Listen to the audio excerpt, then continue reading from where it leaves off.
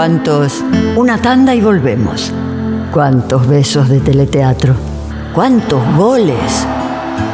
¿Cuántos fuerte ese aplauso? ¿Cuántos estamos en el aire?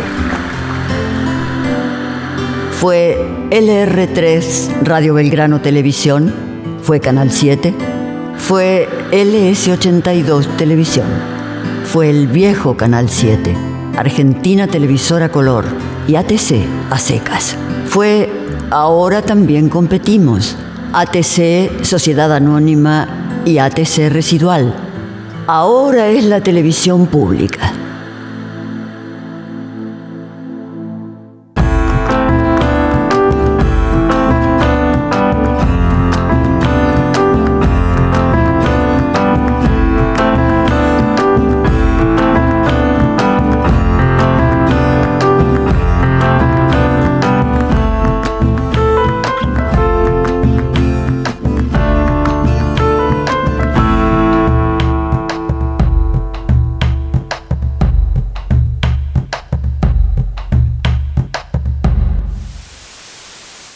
A vos, a mí, a todos, a todas. Ella nos ha acompañado a lo largo de los años. Con ella reímos, con ella lloramos. Hemos festejado triunfos y lamentado derrotas.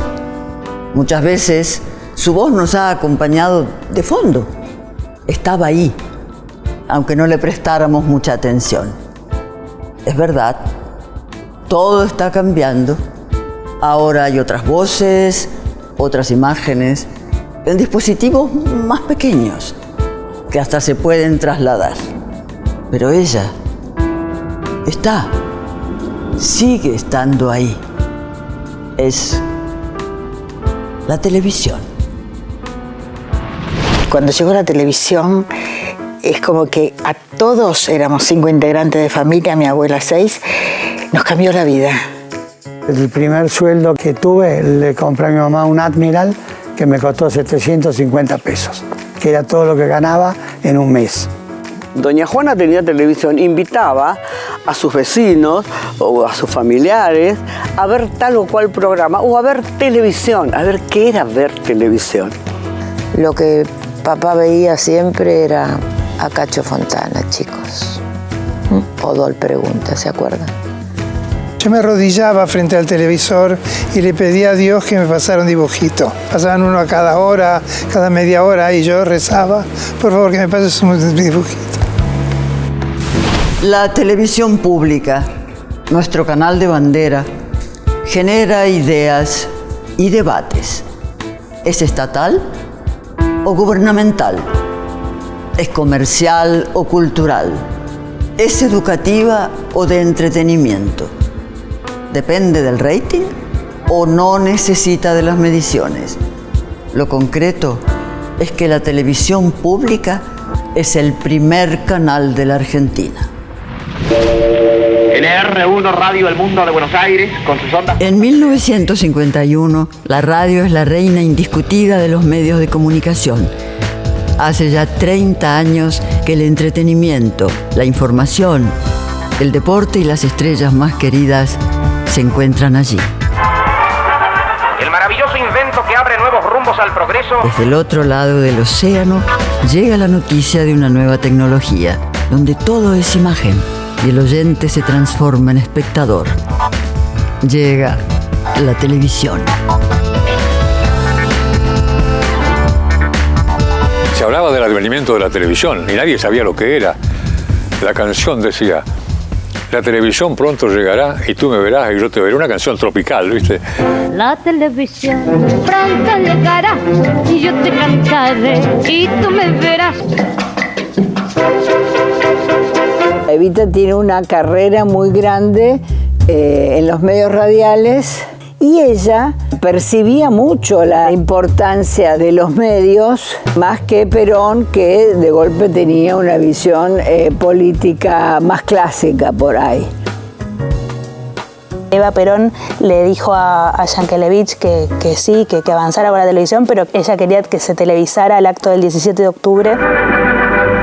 En los Altos del Ministerio de Obras Públicas se realizan los trabajos de izamiento de la antena para transmisiones de televisión. Es la fase final de los trabajos, con lo que quedará la antena lista para entrar en funcionamiento. El Estado instala una antena de 50 metros y Jaime Yankelevich viaja a Estados Unidos a comprar el equipamiento necesario para montar el primer canal de la República Argentina. Es una imagen súper gráfica para mí y también muy emotiva. Estoy viendo parte de la familia, por supuesto, todos mucho más chicos y más jóvenes, despidiendo a mi abuelo.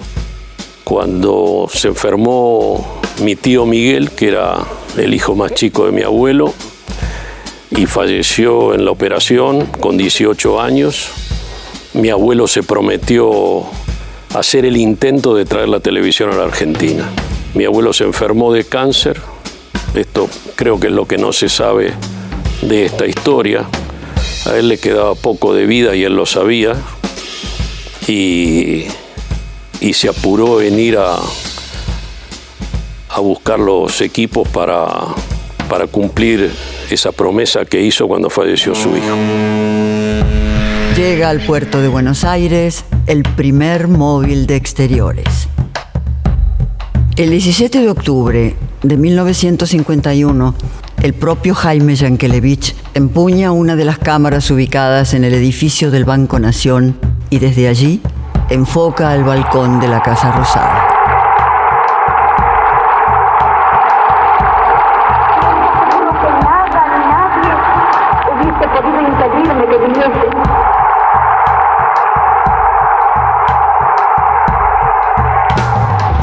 Los primeros estudios, el control central y la planta transmisora se instalan dentro del edificio del Ministerio de Obras Públicas en la avenida 9 de Julio. En sus primeros días se transmiten flashes de noticias, momentos musicales y representaciones teatrales muy precarias.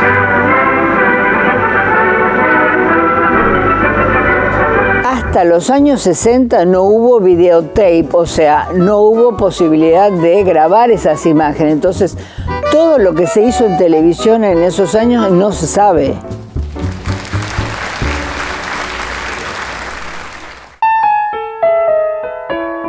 La televisión empezó a avanzar de tal manera que había mucha venta publicitaria. Las agencias americanas, que ya conocían lo que era la televisión, fueron las primeras en incorporar sus productos a la tele.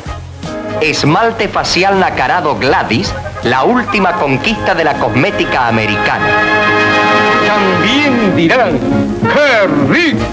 Poníamos los avisos en el piso y cuando nos olvidábamos de algo mirábamos y lo leíamos, porque teníamos tantos avisos, tantos comerciales, que no podíamos saberlos todos de memoria. Me acuerdo de las publicidades que hacían, que tenían el texto en la mano hasta el último segundo, que le decían aire y tiraban el papel abajo de la cámara y hacían su comercial. Me acuerdo mucho de Nelly Prince, me acuerdo mucho de el Negro Brizuela Méndez. Y mamá y el Negro Brizuela Méndez hacían unos avisos de una mueblería en la que ellos se disfrazaban, una vez estaban de romanos, otra vez de españoles, otra vez y cantaban, y el negro siempre se olvidaba la letra y mamá tenía que rescatarlo. Eso era también muy espontáneo. Sí, porque la Mundial es liquida, arrasando con todos los precios altos. Los locutores eran los monstruos sagrados de la televisión. Le hace Pinky, Cacho Fontana, el Negro Brizuela, las grandes figuras de aquella época, ¿no? Como eran todos locutores de radio, cuando les acercaban el boom, dicen que los locutores salían así, mirando para arriba. Tenían el vicio, ¿no?, de tener la voz, el enfocado al micrófono, ¿no? Me decía, los giles de la radio no se quieren pintar la cara, porque no se querían maquillar. Dice, yo me pinté la cara, a pesar de que soy negrito, ya me pinté la cara y me va muy bien. Y a ellos no les va tan bien ahora. Las estrellas de la radio y del teatro miran con desconfianza a la televisión. Se paga muy poco y todavía no hay audiencia. Comienza el ciclo de moda de Jean Cartier. las recetas de Doña Petrona, las transmisiones de magia, de música clásica y hasta un concurso de belleza auspiciado por la marca Sunlight. Todo en vivo, sin red. Gracias, amigo. Muy buenas tardes. La firma que auspicia estos programas, Fernando Cruz se complace en presentarles felices y agradables hechos comunes de la vida diaria que merecen el premio y el estímulo que despiertan los hombres honrados. Aquí tenemos uno de ellos. Un aplauso para el señor. Había algo familiero, había algo casi hogareño, digamos, en ese mundo de técnicos y de actores y de locutores y de directores, de cámaras. Ana María, por favor, les pasa los ingredientes. La Petrona tenía en su casa un, digamos, laboratorio, donde tenía su mesa, su cocina, sus cosas. Entonces, eso mismo se copió y se armó la escenografía exactamente igual. ¿Ven cómo resultan las empanadas? Yo hacía un schedule junto con mi asistente para decir, bueno, aquí llegué hasta ahí, no llega más nada. Si va a meter esto en el plato, déme tiempo, porque tengo que subir la cámara para que la grúa, que levantaba 2 metros solamente, viera el interior. El primer trabajo que hizo fue deshuesar un pollo. Las transmisiones televisivas son todo el tiempo prueba y error. Cuando se traba una cámara o se rompe un equipo, se transmite un episodio del Pájaro Loco.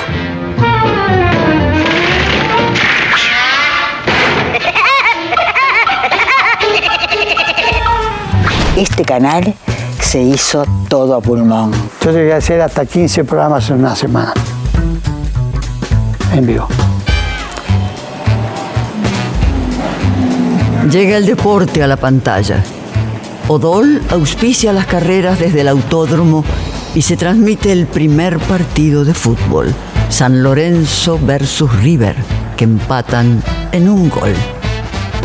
El ingeniero Kuebel, que era el alma mater de la parte técnica, nos hizo desarmar 3 cámaras o 2, no recuerdo la cantidad, y llevarlas a la cancha de San Lorenzo.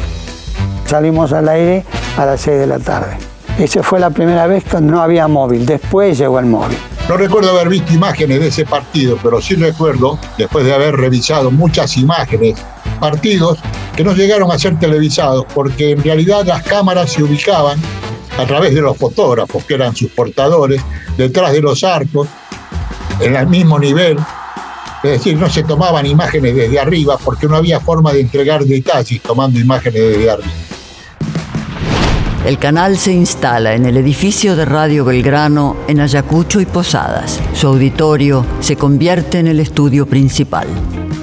Tuve 2 meses practicando con la gente americana que todavía estaba ahí, y entrábamos a la mañana y salíamos a la noche. Todo a pulmón. La primera etapa fue del 51 al 53. Y ahí se inicia una etapa realmente de experimentación. Se desconocía, se hacía una televisión fotografiada de frente con 3 cámaras. Esta la habría usado, sí, porque todas eran iguales. Cámara 1, cámara 2, cámara 3, cámara 4, quedaban películas dentro de un cajón. Ahí está. Acá tenemos el horticón. Aquí tenemos el movimiento que le daba a través de un aparatito que falta acá, para buscar el foco, y ahí se hacía, ahí se cambiaban los lentes. En 1954, el Palais de Glace se suma como anexo a los estudios centrales. Con su expansión, la televisión necesita actores, actrices y productores que participen de su programación, y sale a buscarlos a las salas de teatro. Mi papá fue director cuando el canal pasó al Palais de Glace. Muchas figuras en esa época no creían mucho en la televisión, entonces, entre comillas, como no querían quemarse. Y papá, sin embargo, sí creyó en el futuro y en el poder que iba a tener la televisión. Aprendimos a leer el libro, esta parte cuando dice tal cosa, el plato general, aquí tal cosa. Empezamos a usar los libretos, armar los libretos con el número de cámaras, la 2 hace esto, la 3. Todavía no había nacido el lenguaje televisivo. Estabas en un foro reducido, muy parecido a un escenario, y la dirección, los contenidos eran mucho más teatrales que cinematográficos. todos aprendían a hacer televisión. Los directores, asistentes, sonidistas, iluminadores, animadores, actores, locutores, todo el mundo estaba aprendiendo a hacer televisión. El fruto de ese aprendizaje intuitivo en la televisión se ve plasmado en la aparición de la primera comedia argentina, Como te quiero, Ana. Ana María Campoy y José Cibrián son convocados para hacer una comedia de enredos a la manera de lo que Lucille Ball y Desi Arnaz hacían en Yo quiero a Lucy. Papá ponía cámara, los dibujaba, ¿no? El de cámara 3, cámara 2, cámara 1. Y en el sótano de la casa, que era muy grande, ahí se ensayaba. La televisión empieza a probar otros géneros y formatos. Mendy Colomer, periodista de espectáculos, organiza En busca de la reina de la televisión. De allí surgen Egle Martin, Erika Wallner, María Banner y Doris del Valle.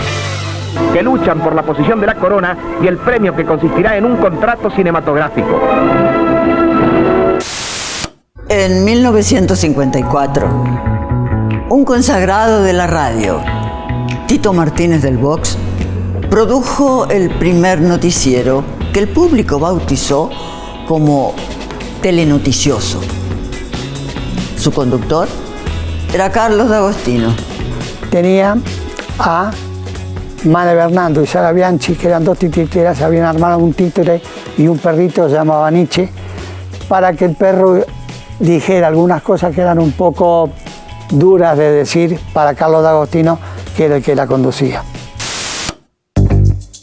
En junio de 1954, el gobierno justicialista comienza a sufrir fuertes reacciones de la oposición y algunos sectores de las Fuerzas Armadas. Canal 7 pasa por licitación a manos de una sociedad anónima cercana al peronismo.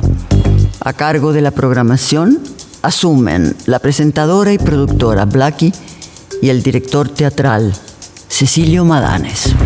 Ya empezaba a ver la televisión como una cosa más de un producto un poco más profesional, para poder también vender televisores, o sea, digo, como las dos aristas de lo que empiezan a componer una industria del entretenimiento. Se creó APT, que era la Asociación de Promotoras de Teledifusión, con Blackie, directora artística, que fueron excelentes, porque Blackie sabía muchísimo y sabía lo que pedía. Era muy boca sucia. Nosotros nos causaba mucha gracia porque uno estaba acostumbrado a decir malas palabras a los hombres. Nunca las había escuchado yo personalmente a una mujer. Eso hizo que los técnicos, que eran todos hombres, como siguen siendo en general, digamos, la miraran de una manera diferente a como se solían ver a las mujeres que hacían televisión por entonces.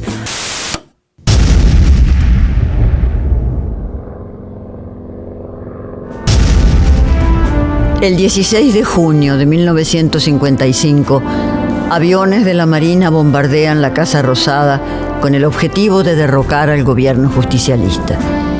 Centenares de personas heridas y más de 300 muertas son el resultado del atentado.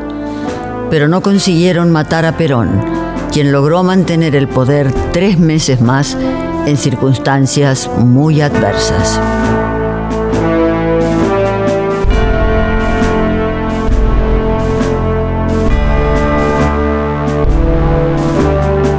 El 16 de septiembre de 1955, el gobierno democrático sufre un golpe de Estado y Juan Domingo Perón es derrocado.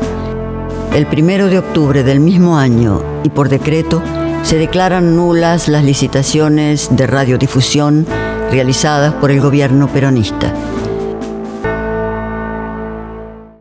El director iba ordenando las cámaras que tenían que salir, pero no podía mandar la cámara directamente al aire. Tenía que pedirle al switcher que ponche la cámara que iba a ir al aire. Atención, switcher, dame cámaras 3. ¡Pum! Y ahí salía. Cuento esto porque el switcher era alguien que después fue un tipo, la gloria de la televisión argentina, el negro Alberto Olmedo. Era switcher del primer aviso que hice yo. Resulta que una comida que daban los directivos del canal, en esa época, en finalizar el 55, me puse a hablar no sé qué pavada en una mesa para todos los amigos, los cameramen, los switchers. Y el director general en esa época, Bringer Ayaga, que se divirtió mucho y me dijo, bueno, ¿por qué no va a trabajar en televisión con nosotros? Digo, ahí empecé en la troupe de TV. En mayo del 56, Odol Pregunta promete entregar un premio de 100.000 pesos. Lo conduce Augusto Bonardo, quien más adelante le cede el lugar a Cacho Fontana. El éxito es instantáneo. Otro fenómeno popular es la comedia Todo el año es Navidad, con Raúl Rossi como personaje central. Ah, doctor en leyes. Y es un mocoso que no me dice nada.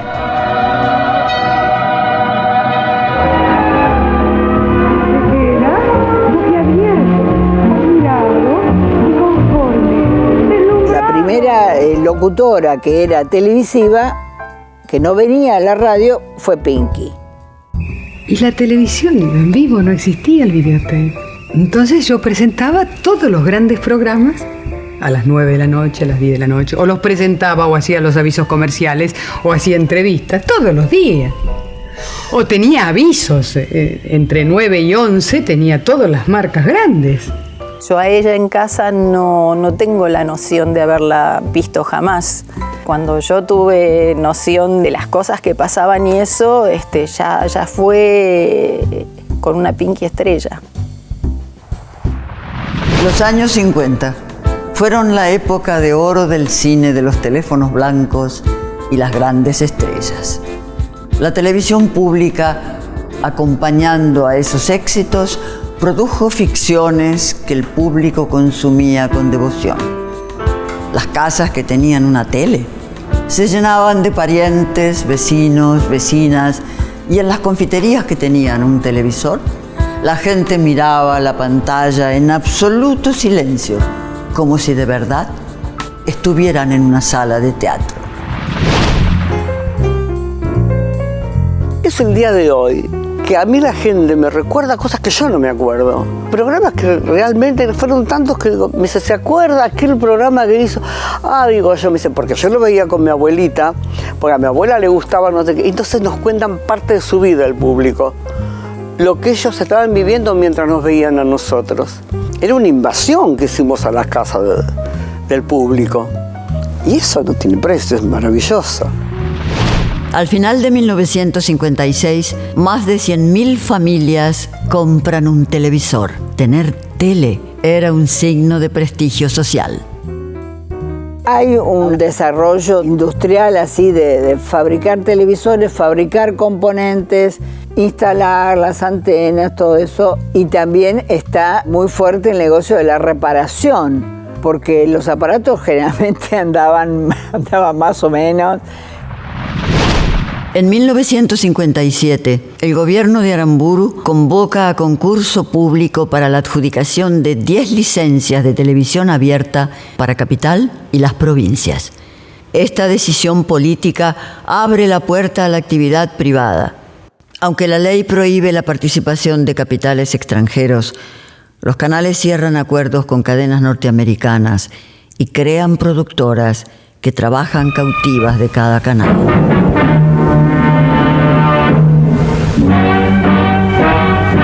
Son un boom las series norteamericanas dobladas al castellano. ¡Ayo Silver! ¡El Cisco Kid!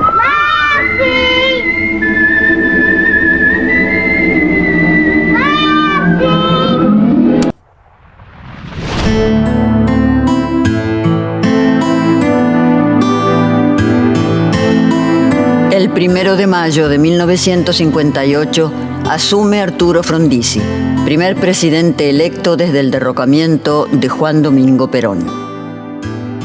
Canal 7 comienza a utilizar con mayor frecuencia su móvil de exteriores, transmitiendo eventos deportivos y obras de teatro.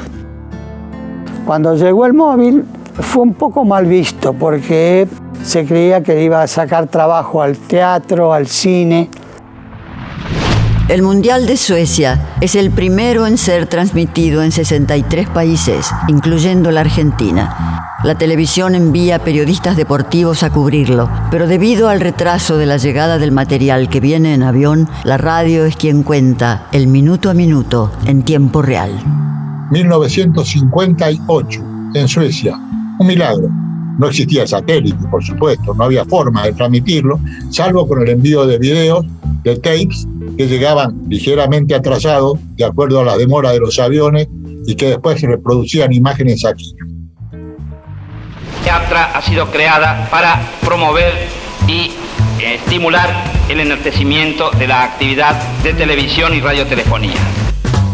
El 9 de junio de 1959 se entrega por primera vez el premio Martín Fierro.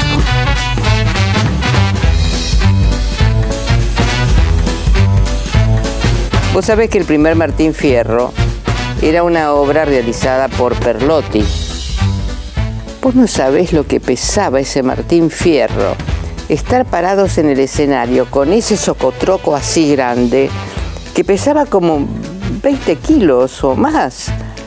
Y no dábamos más.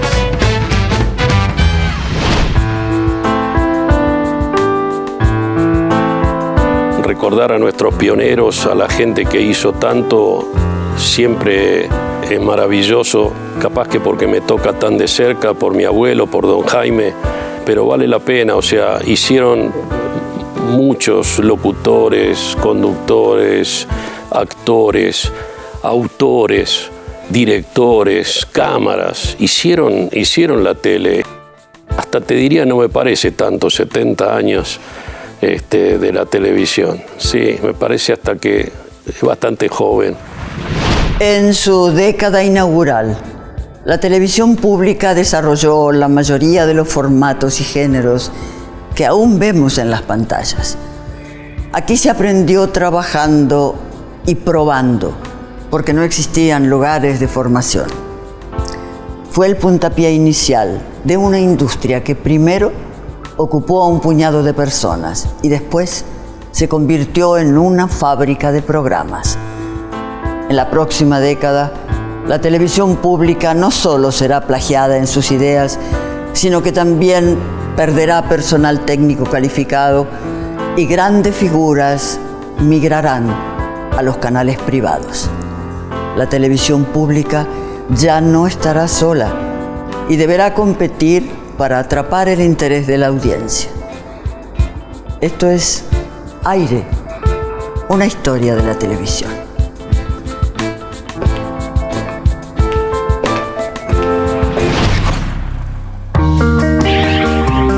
En la primera década de la tele nacieron una variedad enorme de formatos y géneros.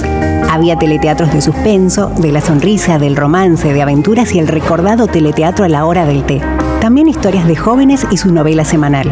El drama y la comedia llevaban la marca de sus actores. Estaba el teatro de Marco Zucker, el de Berta Singerman y el del gran Narciso Ibáñez Menta. Programas de concursos como Dol Pregunta, 1, 2, Nescafé y La Justa del Saber. Con la tele podías aprender a dibujar, a modelar, a hablar inglés, a jugar al bridge y hasta cómo discar los números telefónicos.